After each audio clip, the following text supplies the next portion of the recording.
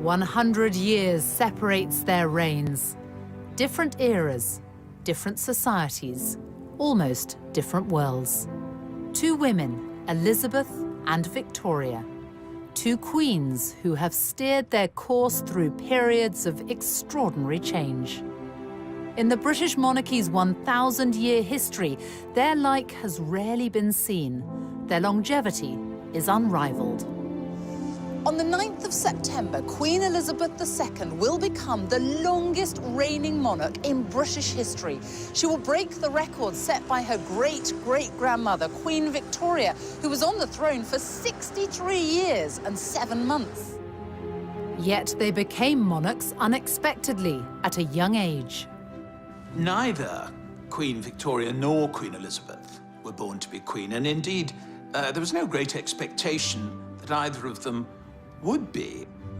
I think certainly we'll look back and say there's been the biggest changes in society under these two female monarchs. I think history will look back on them both and compare them because it's really so incredibly unique. And both of them symbolize their country, and that's what's so wonderful about monarchy. It is a symbol above politics. But what does it take to be a monarch who defines an era? One who has the power to capture the hearts and minds of people at home and abroad. She's just brilliant. At her age, to be still doing things like this, it is just fantastic. I never really got this whole Queen thing, to be honest. I really didn't. But I've got it now, and I just... Okay, sorry, I posted on Facebook that I've fallen in love with the Queen. As the Queen reaches this milestone, we look at the long reigns of two extraordinary women and ask how they've managed to provide such enduring stability in an ever-changing world.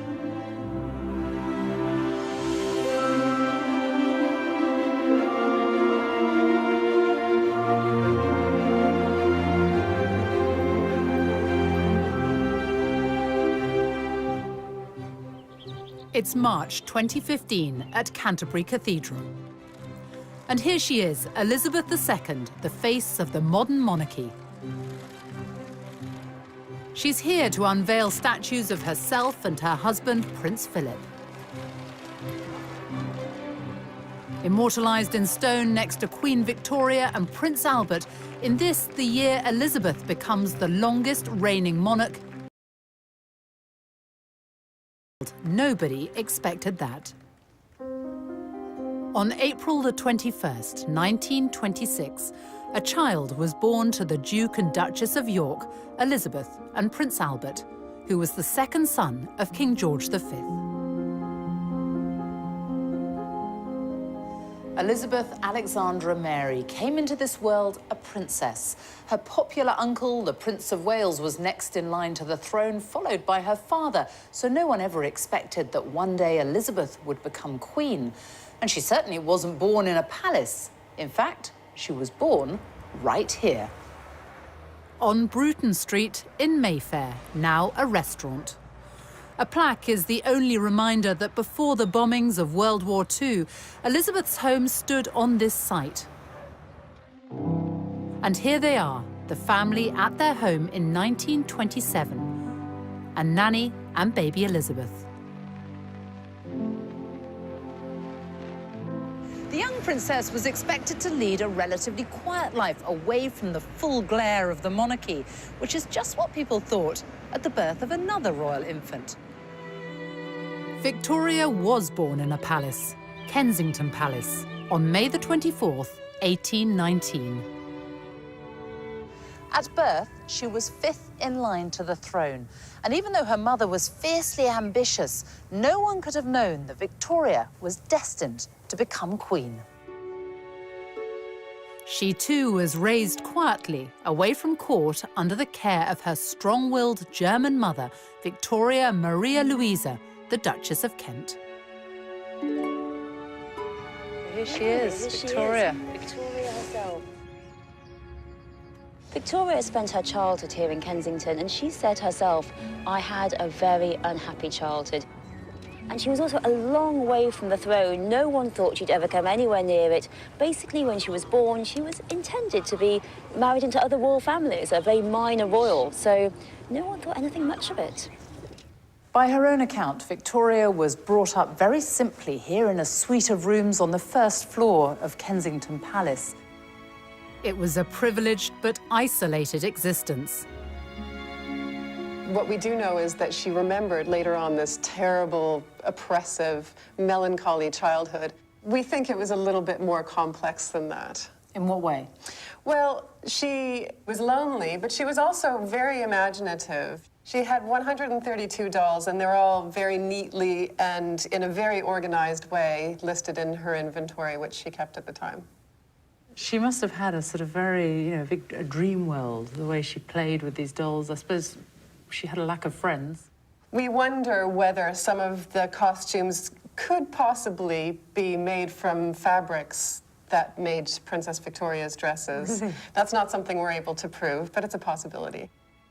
Before she was 1, her grandfather and father died. And when her uncle George IV passed away, another uncle became king, which meant she was next in line to the throne at the age of 11. Life became even more restrictive. Her mother kept her under, well, pretty much lock and key. They called it the Kensington system. They wanted control of her. So they kept her under 24-hour surveillance. She wasn't allowed to have a single minute alone, because what they wanted was her to come to the throne at, say, 10, 12, and they be the one in the power. They be the one being regent. She was sheltered and protected, and she even shared a bedroom with her mother until the day she became queen at the age of 18.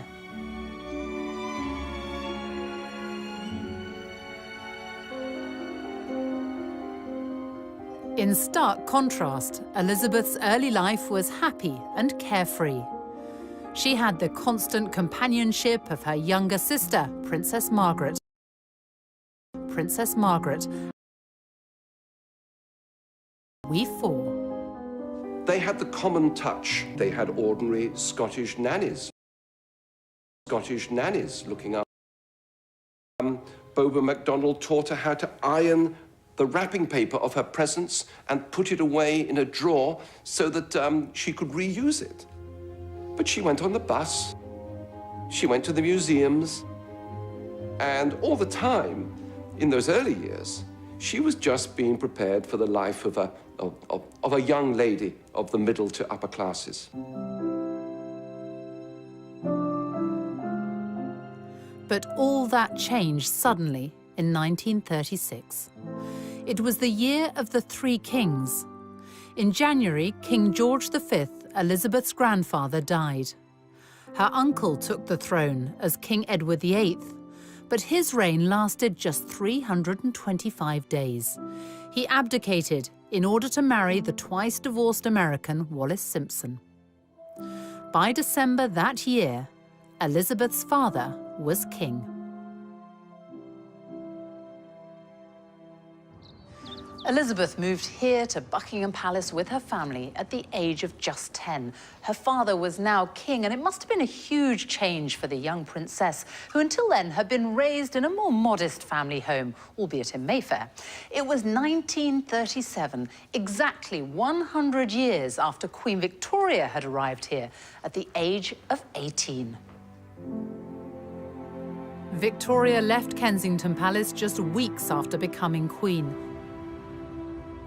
Her first requests were for time alone at last away from her mother and a bedroom of her own.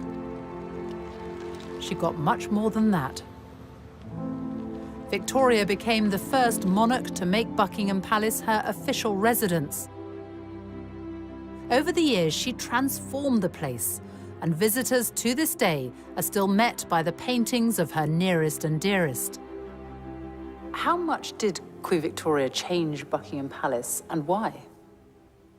Well, I think she wanted to make it a centre of court life, and court life, I think, of a very different sort.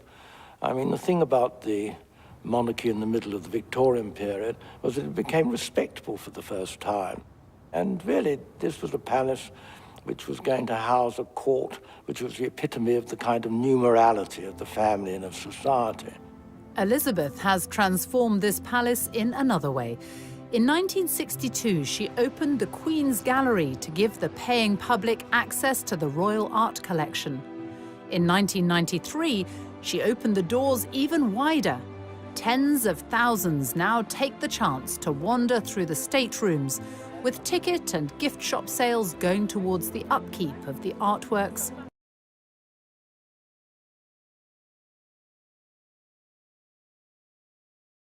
Guests are invited to a reception at Buckingham Palace for the Queen's Award for Enterprise, now in its 50th year. And each guest is greeted personally. It means a huge amount to these businesses. You could be in China, you could be in India and Brazil. People will see the emblem of these awards and they will know that you've got that because you're a very successful British business, and it actually then leads to more business, which is great news for Britain. It's such a boost to me personally, to my confidence as a businesswoman, but obviously to the business. I've met so many fantastic other businesses, so I look forward to a lot more business networking as well. The questions she was asking tonight were quite interesting. They were very business orientated, and she obviously knows what's going on, which is great, you know. The Queen herself is such an inspiration for all of us. And so for women in general, I think, you know, I mean, an inspiration of hard work, dedication, you know, like what entrepreneurs should look up to.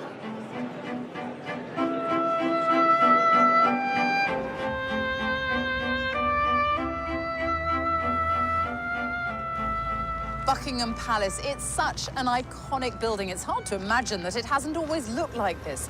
But Queen Victoria wanted to extend the palace, and so she sold Brighton Pavilion to pay for it and added on this whole frontage, everything you can see now, including, of course, one of the most famous balconies in the world. Here's Victoria in 1893, first photographed on the balcony.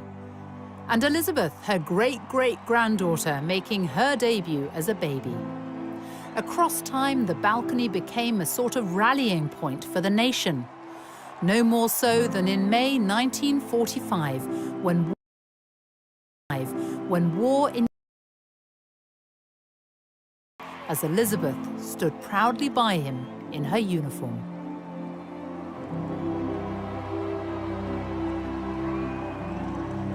Growing up during World War II shaped the future Queen. In 1940, she was the teenager who gave this radio broadcast for children forced to evacuate their homes. My sister Margaret Rose and I feel so much for you, as we know from experience what it means to be away from those we love most of all. You would have thought that the royal family would have been moved a long way away to safety, but instead the princesses came here. They lived here in Windsor Castle for much of the war, and the castle was stripped of all its finery. The paintings were removed and hidden in caves in Wales and other places. And it was a very much diminished castle, except for the magnificence of the buildings. There was a big air raid shelter built under one of the towers, which no one liked using, but they did when the air raid sirens sounded. As the bombing raids of the Blitz hit, it was suggested that the princesses should be evacuated, to which the Queen Mother had an immediate reply. She said, "The children would never leave without me. I would never leave without the king, and the king will never leave." Indeed, in September 1940, the king and queen were very nearly killed when a German bomber flew up the Mall and dropped its bombs directly on Buckingham Palace.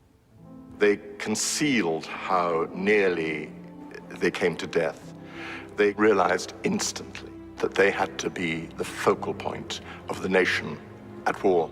And that was transferred to Princess Elizabeth, and we have seen that ever since, duty is what has defined her and led her and inspired her. Elizabeth, unlike Victoria, was able to learn the art of being a monarch from her parents.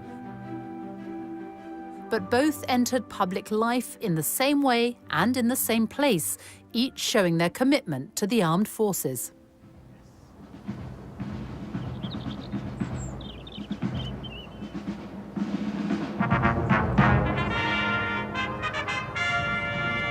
Queen Victoria came here to Windsor Castle to review her troops for the first time when she was just 18. A century later, Elizabeth, then still a princess, followed in her footsteps on her 16th birthday. It was her first official engagement. The British Grenadiers then marched past Her Royal Highness the Colonel. She's back. It's April 2015. Now 89, the Queen is presenting new colours to the 1st Battalion, the Welsh Guards. She knows the military inside out and played her part in the war effort when she joined the Auxiliary Territorial Service at the age of 18. One of the things she did was to learn how to strip down her truck. And there are famous pictures of her doing so. And she worked with other people who had been called up who were serving from all walks of life. And I think that was her first proper introduction to life outside of the family. And these were all sort of incremental steps in her training, if you like, towards being the monarch. Her Majesty the Queen knows absolutely everything that's happening in the ceremonial state occasion. But she knows that I'm there to just make sure those people that don't know are led and guided so that they can give the best performance. I'm inspired by her, an absolutely wonderful lady. I mean, the Queen is what we fight for and fight under for the country, and she's sort of the head of the army and our regiment, so it's extremely special for the boys. Do you think that the Queen really does understand what you do, what you go through? 100%, 100%. I think she probably knows more than anyone in her time of understanding what sacrifice for a country is, and she's an extremely, extremely special person. Recognition from the monarch has always been highly prized. At the end of the Crimean War in 1856, Queen Victoria introduced the Victoria Cross for bravery. A medal has been created in Elizabeth's name too, the Elizabeth Cross, for the next of kin of British servicemen and women killed on military operations or by terrorism. 2 recent tours of Afghanistan have seen the Welsh Guards lose 9 men. Lieutenant Mark Everson was one of them. You have been awarded the Elizabeth Cross. Yeah. In memory of your son. Yes. Just explain what the Elizabeth Cross is and how important it is to you. Most awards that are given to soldiers, but this is something for the families, which is actually saying, you know, the families are involved in this as well. However prepared one is for soldier death, it leaves a huge hole in families.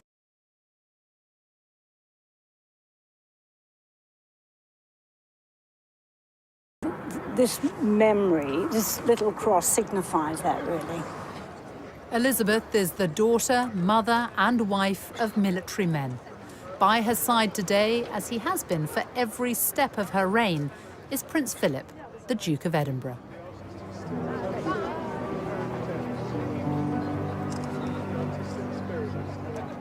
They got to know one another in 1939, as Elizabeth accompanied her parents on an official visit to the Royal Naval College, Dartmouth. The cadet assigned to show her around was Philip, a prince by birth of Greece and Denmark, also a great-great-grandchild of Victoria's. The Queen saw him, this handsome young Viking with his sense of humor. I think right at the start, his lack of reverence, his sense of informality appealed to her, as well as his stunning good looks. They became pen pals, with Elizabeth keeping a photo of a bearded Philip as he fought for his adopted country, Britain. It was a love match. And in 1946, after a holiday at Balmoral, they got engaged, and though secretly, because the King and Queen asked them to postpone the public announcement until the following year. Royal family and Princess Elizabeth's fiancé have permitted these special film studies to be made in response to the rapidly mounting worldwide interest in the forthcoming royal wedding on the 20th of November in Westminster Abbey. I am Alexandra Mary. Take thee, Philip, Take thee, Philip, to my wedded husband, to my wedded husband. to have and to hold. They wed when Elizabeth was 21.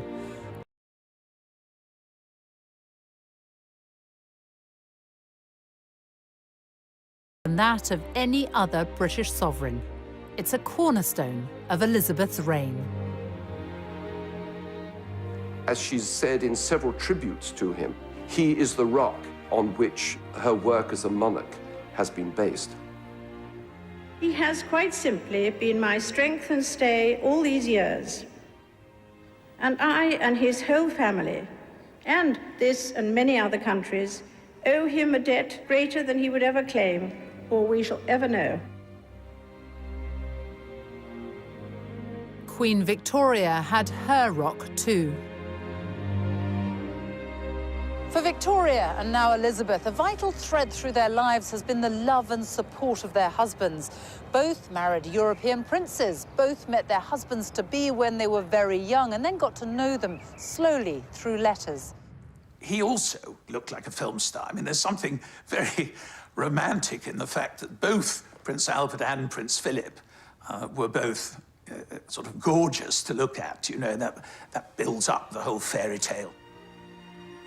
Victoria was 16 when she met Prince Albert of Saxe-Coburg and Gotha. He was her first cousin from Germany. It was determined, more or less, from childhood onwards, that Victoria would marry one of those Coburg children. There were some other candidates for her to marry, but that was the obvious one. And it was her great luck that she fell in love with him, besottedly. It was a real love affair and love match from the beginning. They kept in touch by letters, and she described him as so sensible, so kind, and so good, and so amiable too. She really hadn't had a chance to have anyone to love. She and her mother had been at loggerheads. She had no sister, no friend, no father. So she'd been a very lonely child, and all this passion had really pent up inside her. Obviously, Victoria's wedding to Albert on a grisly February day is essentially a private service. Victoria herself said that she noted every detail. Indeed, she does appear to have noted every detail in her journal afterwards. I think for Victoria, it was a wonderful day in every way. The couple were married in 1840. Victoria was already queen, so she had to propose to him. They went on to have 9 children. Albert brought an experience of the world Victoria had never known. He developed a strong interest in arts and culture and built the Italian Gardens in Kensington as a testimony of his love for her. She rejoiced in her marriage to Albert, and it had for her a significance only rivaled by her coronation day. Victoria's coronation came after the death of her uncle, William IV. It's one of the quirks of the hereditary system that one is expected both to mourn and rejoice at the same time, mourn the death of one sovereign, rejoice in the accession of the next. I think in 1837 there is a definite imbalance. There is notably more rejoicing than mourning. She loves being queen at the age of 18. She tells the wife of a courtier that she woke up one morning afraid it might all turn out to be a dream. She thoroughly enjoys the dream. 400,000 people flocked to London for her coronation, helped by the transport revolution, the railways, and the hopes of a nation resting on youthful shoulders, something shared by only 2 women in more than 100 years. Elizabeth's path to accession came in 1952. In January, she and Philip were waved off at the airport by her father, King George VI, as they began a Commonwealth tour in his name. It was the last time they would see one another. He was only 56. On February the 6th, 4,000 miles away from London, Princess Elizabeth was brought the news the world was soon to hear. It was announced from Sandringham at 10:45 today that the King, who retired to rest last night in his usual health, passed peacefully away in his sleep earlier this morning. People were shocked by the death of the King.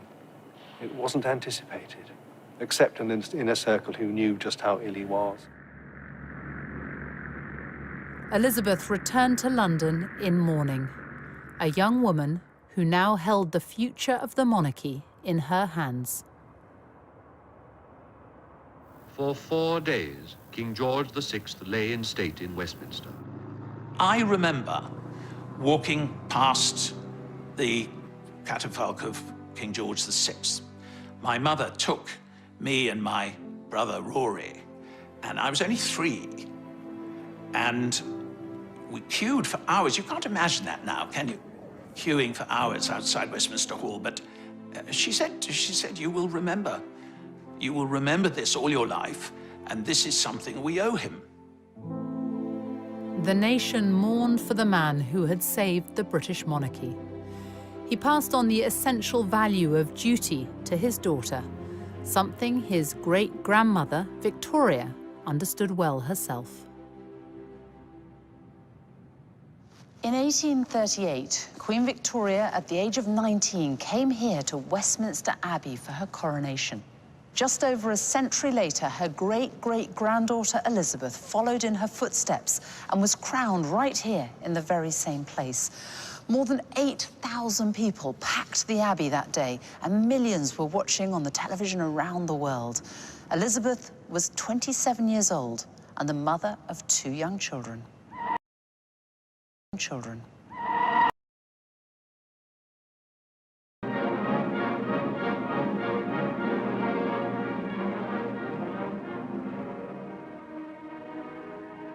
How was Elizabeth received at the coronation? We all became romantics on a huge collective scale. And of course, the setting in this abbey, where the very stones talk, with the old statesman in marble looking down on it, Disraeli, Gladstone, Peel. We were right in the middle of this wonderful combination, which the Brits pride themselves on, or did, of juxtaposing tradition and modernity and making the two work together. But above all, the young woman sitting just over there.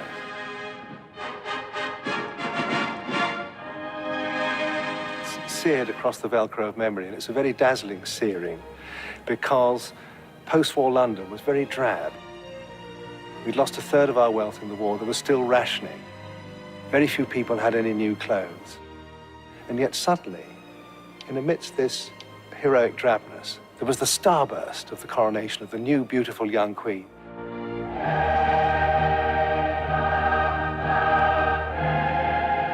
I remember it. I was on Victoria Embankment, and it was a kind of magic moment when the great golden coach went by, and then this smiling figure.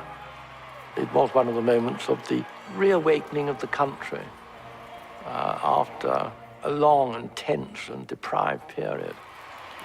And for those who weren't there, thanks to the revolution of television, the nation could watch from their living rooms. 27 million people in Britain in June 1953 watch at least half a day's television coverage. The number of BBC licence holders doubles that day. So there is this sense of what newspapers refer to as coronation fever. We've only known in recent years that it was, in fact, the Queen who said, yes, it ought to be televised. An acknowledgement that the monarchy, as it were, belongs to the people. You've got to, with the new means of communication. And then this smiling figure, just all the diamonds reflecting, with the Duke of Edinburgh. But I mean, I remember it so absolutely vividly. 5 months after her coronation, Elizabeth returned to the Commonwealth tour she'd begun before her father's death. Now she was Queen and also head of the Commonwealth of Nations, which, from small beginnings, has expanded during her reign to take in 53 countries. She has visited almost all of them. I think historians will look back on the reign and achievements of Elizabeth II and pick out the Commonwealth. The Commonwealth is a real family, so successful that countries that are not former British colonies have asked to join and been allowed to join. For Victoria, she was Empress of India, with the reach of a global superpower, the British Empire. Not that she saw much of it.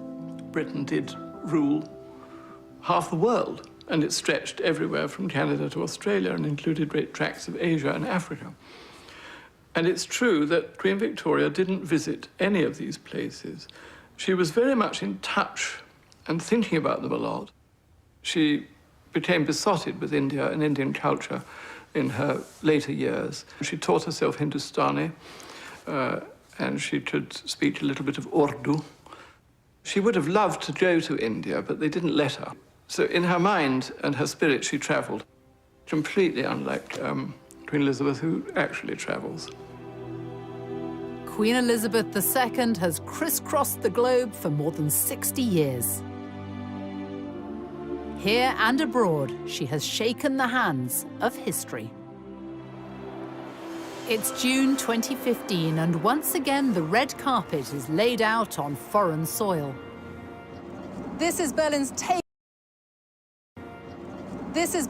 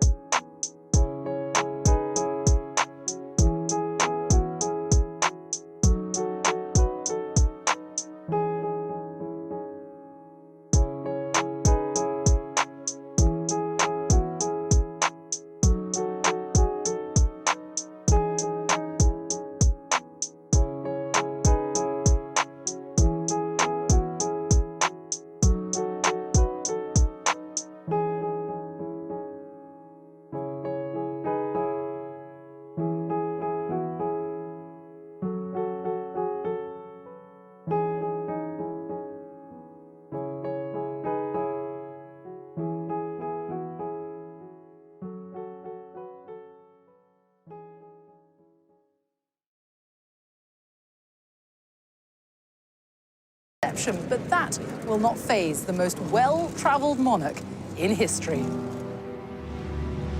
The Queen first came to Germany on a state visit in 1965. It was a country still divided by Cold War communism. Her visit was a gesture of solidarity and a step towards normalizing relations with Germany in the decades after World War II. People still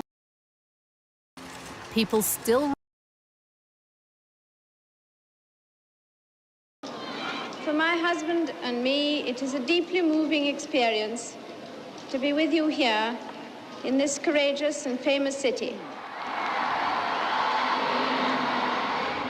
50 years on, Germany, now a unified country, has changed dramatically. The welcome for the Queen hasn't.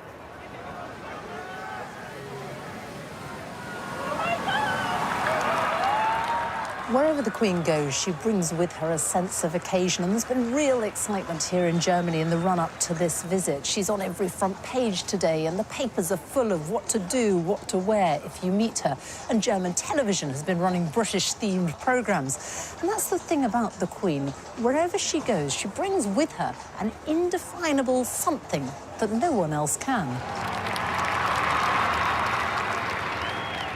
The Queen is our big differentiator in the eyes of many of our foreign partners and friends. They deal with other governments, they deal with other heads of state, but the Queen is something completely unique. And you see that in the reaction of the crowds lining the streets.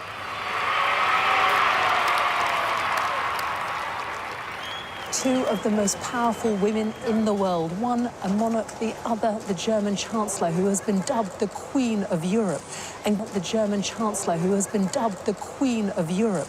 And given the question mark over the future of Britain in the EU, the timing of this state visit is being seen as something of a diplomatic coup.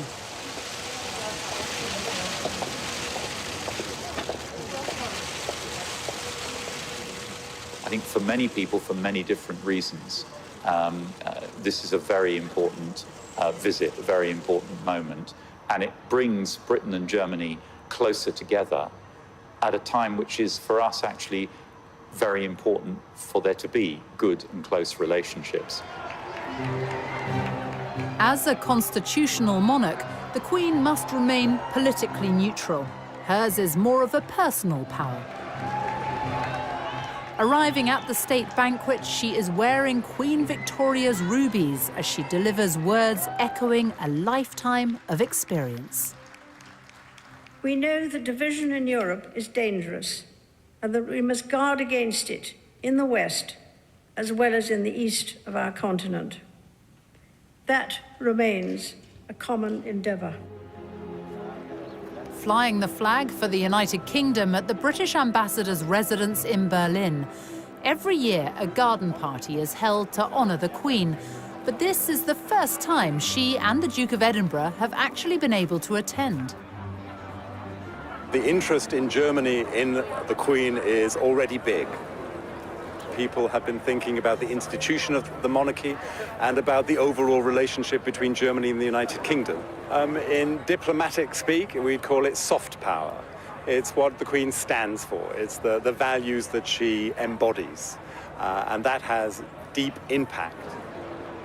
There's all those disputes we do have at the moment in Europe about Britain and Europe and the rest of the world. So it's important that we do have this unifying personality.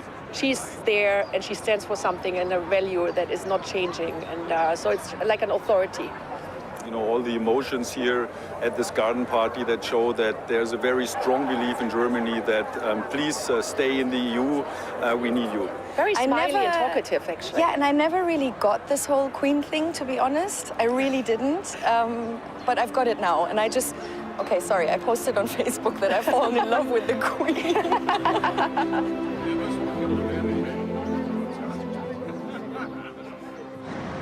In Germany's modern democracy, sections of the wall which once separated East from West in the Cold War now stand only as symbolic fragments.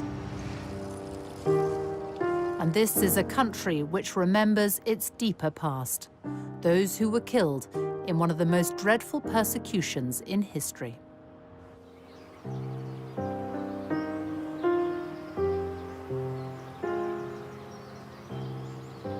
70 years ago, British forces liberated this camp, and they discovered, much to their horror, that on this very soil, tens of thousands of people had died in a most horrific fashion. It was liberated by World War II Allied troops in April 1945. 70 years later, it is the Queen's request that she and the Duke of Edinburgh end their German state visit by paying their respects at the site of the Bergen-Belsen concentration camp. And for some, the memories are very personal. To me, it was just one huge horror story. How any human beings could treat other human beings in this way. Just incredible. I don't think there was a sort of screaming of joy because everybody thought we must be dreaming. We hear an English voice. That wasn't what we were preparing us for. We were preparing us to die.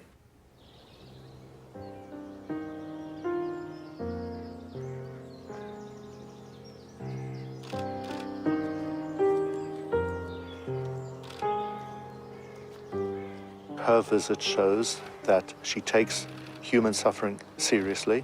She identifies with the pain and deep suffering of the Jewish people. And together with so many other people, she's absolutely determined to guarantee that the horrors that took place here in Belsen will never happen anywhere else again.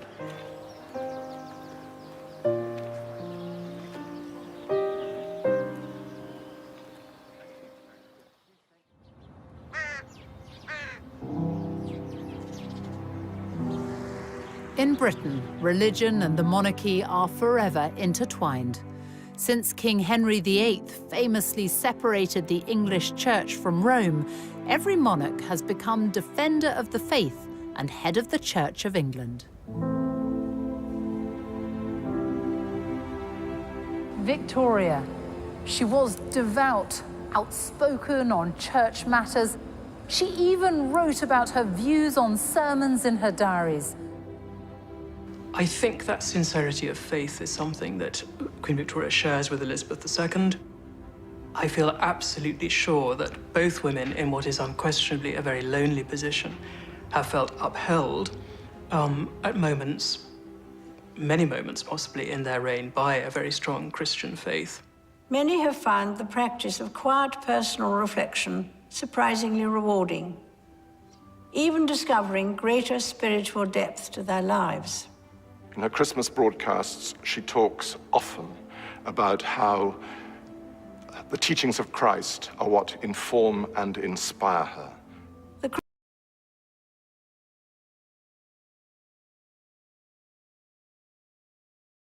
Feet very firmly on the ground, but spiritually, she's got this dimension in which her personal faith is linked to her duty as a monarch.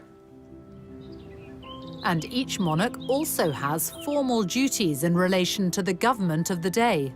It was during Victoria's reign that political power moved away from the sovereign, but she still kept a keen interest in the details of political life, as does Queen Elizabeth, who at the start of her reign decided to change the monarch's regular meetings with the Prime Minister into a weekly affair, the audience. When Parliament sits, the Prime Minister arrives for their regular meeting, where the Queen has what's been described as the right to be consulted,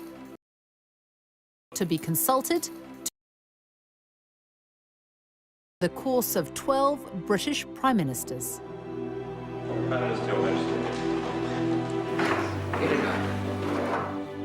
Her first PM was Winston Churchill, who'd known Elizabeth since she was a child and was the only elected member of Parliament under both Victoria and Elizabeth.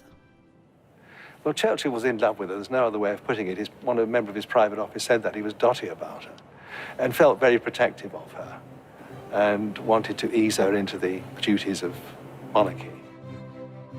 And she receives the red boxes daily, containing cabinet and foreign and Commonwealth papers. She's been terribly well informed. When you think about it, the first weekly intelligence summary she got from the Joint Intelligence Committee in February 1952 would have had at least a section on it, I'm sure, of Stalin's capabilities and military intentions. Can you imagine it?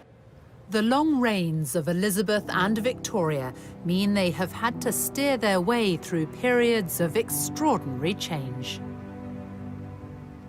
Queen Victoria's reign saw the Industrial Revolution, economic progress, and the growth of the British Empire. Scores of grand buildings went up during the Victorian age, many of which are still with us today, like this one, the Victoria and Albert Museum. It houses one of the largest collections of decorative art and design in the world.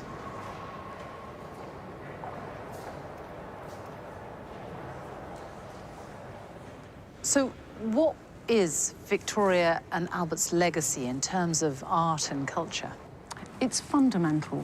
I mean, this museum, as you know, is the Victoria and Albert Museum, and that name is not an accident. It was renamed the Victoria and Albert Museum in 1899, and it was one of Queen Victoria's last public appearances when she came to lay the foundation stone of the front of our museum. How big a role did Victoria and Albert have in bringing the arts to the people? Throughout her life, and indeed throughout Albert's life, they were actively promoting education and culture, art and science. This whole complex at South Kensington is thanks to the way they supported and promoted these activities. So much so that this area became known as Albertopolis, also taking in the Albert Memorial, Victoria's vast tribute to the man she adored, who died at the age of 42. The great expansion seen in the Victorian age has not been repeated during Elizabeth's reign. Instead, there have been huge leaps in science, technology, medicine, even space travel, and far greater freedom and tolerance. In an age of rapid innovation and cultural change, the Queen recognises pioneers from every field. At Windsor Castle, she has a gathering of the holders of the Order of Merit.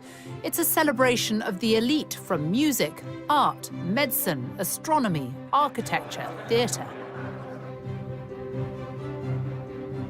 Queen Victoria may have been the first monarch to try the telephone with none other than the inventor Alexander Graham Bell. But it was Elizabeth who, in 1958, made the first direct-dialed long-distance telephone call. This is the Queen speaking from Bristol. Good afternoon, Lord Provost. Good afternoon, Your Majesty. She was the first British monarch to send an email in 1976, and has a Twitter, Facebook, YouTube, and Flickr account in her name.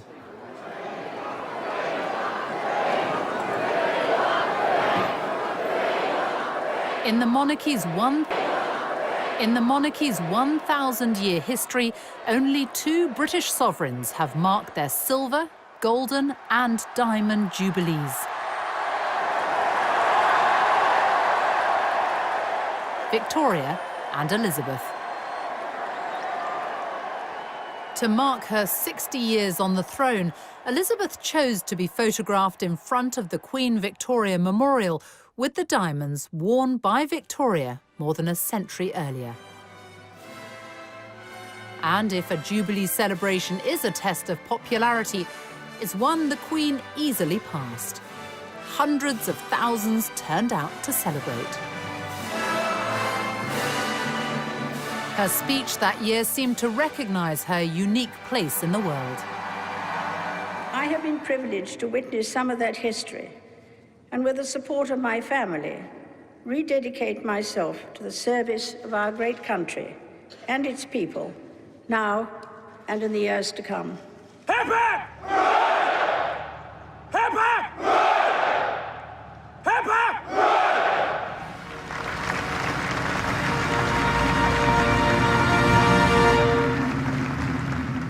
And then that same year, for the London Olympics, the Queen was cast. Long reign can bring challenges. Unlike Elizabeth, Victoria had to spend almost 4 decades without her beloved husband by her side. Queen Victoria did flack after the death of Prince Albert, not for the rest of her reign, as some people mistakenly think. It was really for about 10 years that she was much more in retirement, and she worked all the way through it. I mean, there's a fantasy that she was just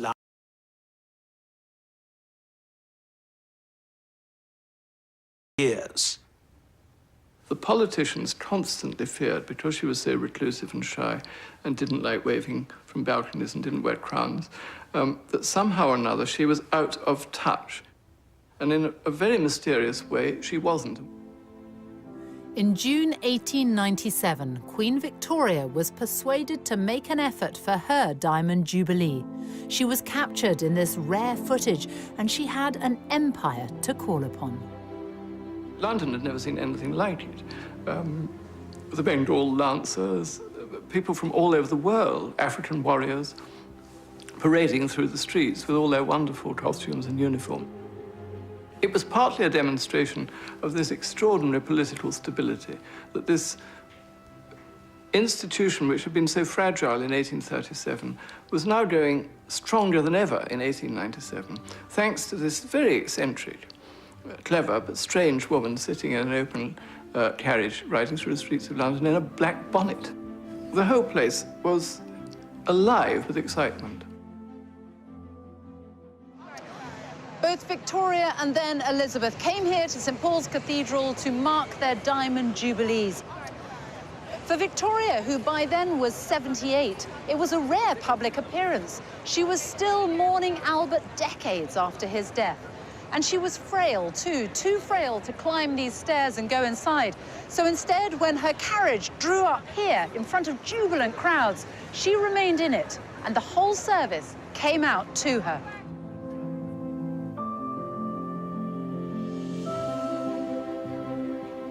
But we do know what Queen Victoria thought about her Diamond Jubilee. She wrote about it in her journals, and just a few years ago, Queen Elizabeth had them all put online. Victoria wrote, "A never-to-be-forgotten day. No one ever, I believe, has met with such an ovation as was given to me, passing through those 6 miles of streets, including Constitution Hill. The crowds were quite indescribable, and their enthusiasm truly marvelous and deeply touching. The cheering was quite deafening, and every face seemed to be filled with real joy. I was much moved and gratified."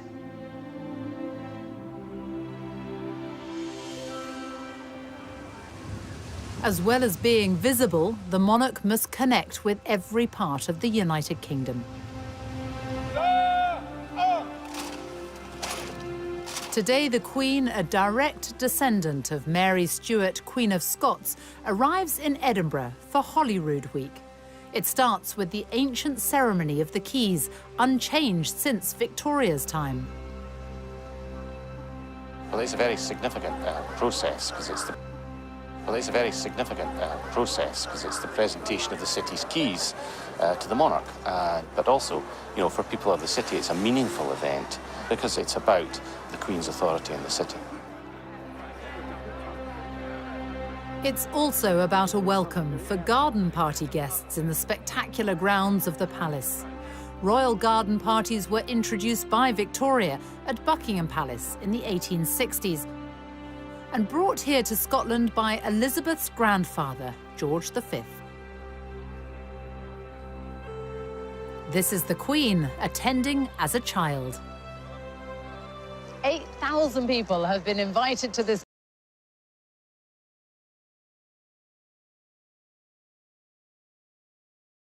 and heritage.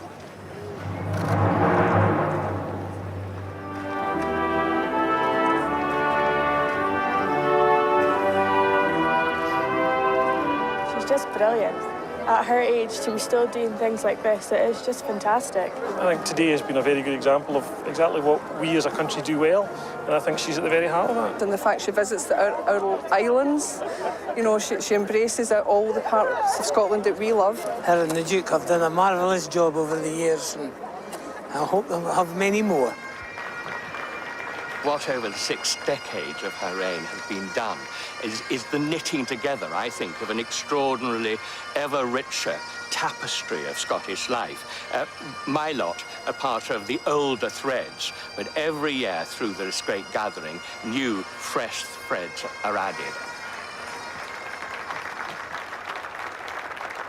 The Queen has deep personal connections to Scotland. Her mother grew up here. Her sister, Princess Margaret, was born here. In fact, she was the first royal baby to be born in Scotland for more than 300 years. And since she was a child, Scotland is where the Queen has always come on her family holidays. During late summer and autumn, the Queen still enjoys her longest spell of privacy in the place she's visited since childhood.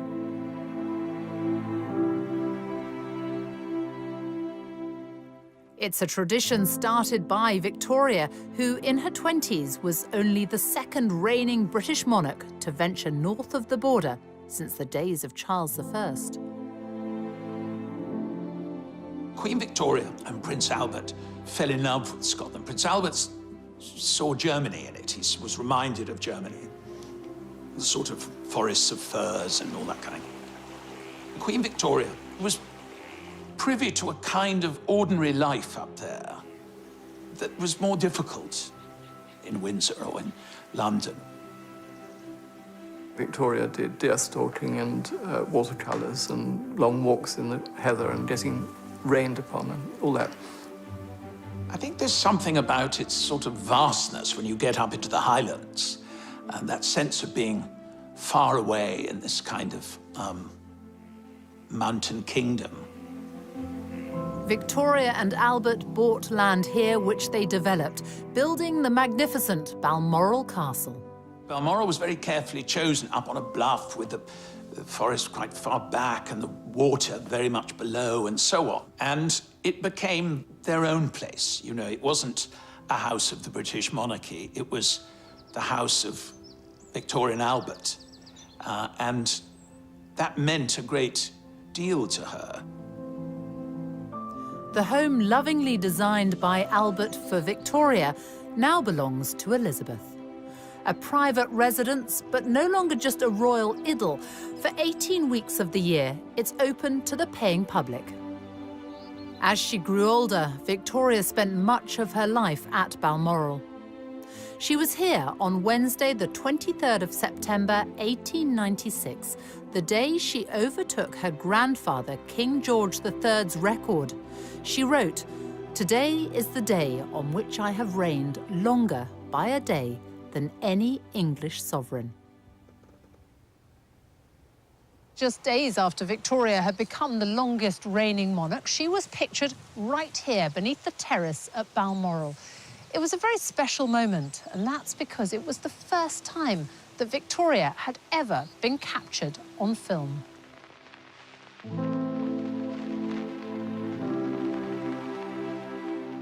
Here she is, surrounded by dogs, children and grandchildren. Victoria, a focus of national unity, who chose to mark her momentous day quietly. Elizabeth will also be in Scotland, but will carry out some official engagements.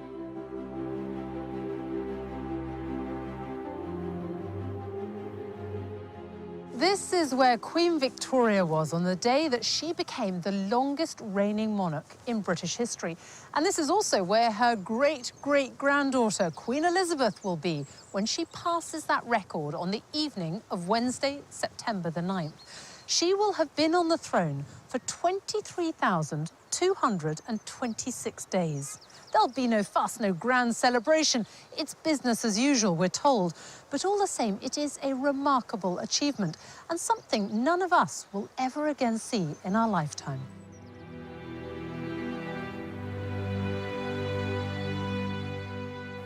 Even for those that don't think about the monarchy or don't follow it particularly, the fact that she is there and it's there as an institution and she never puts a foot wrong. I don't think we should withhold our gratitude to both women for keeping this institution, which I think many people cherish, in spite of all the jokes we made about it. By being inscrutable, untouchable, unfashionable, and unfaddish, the Queen remains a concept that all people potentially can connect with. And I think that's a very important and valuable aspect of our national life. And she simply is always out there meeting people, speaking to people, and very much identifying herself with the whole population, not just one certain group of it. Politicians come and go when they talk about the big society. The Queen and the royal family have practiced it and continue to practice it in all sorts of ways. And that stems totally from the sense of duty and religious convictions of Elizabeth II. This is a great country, and one of the reasons it's great is because we have had this continuity of kings and queens for so many centuries, and this queen is probably going to be seen as one of the greatest of all. I think what she has done is she has made us all believe again in the viability of the institution she represents. And to me, that's a great achievement. I declare before you all that my whole life, whether it be long or short, shall be devoted to your service and to the service of our great imperial family to which we all belong. That I shall not have strength to carry out this resolution alone, unless you join in it with me, as I now invite you to do. I know that your support will be unfailingly given. God help me to make good my vow, and God bless all of you who are willing to share in it.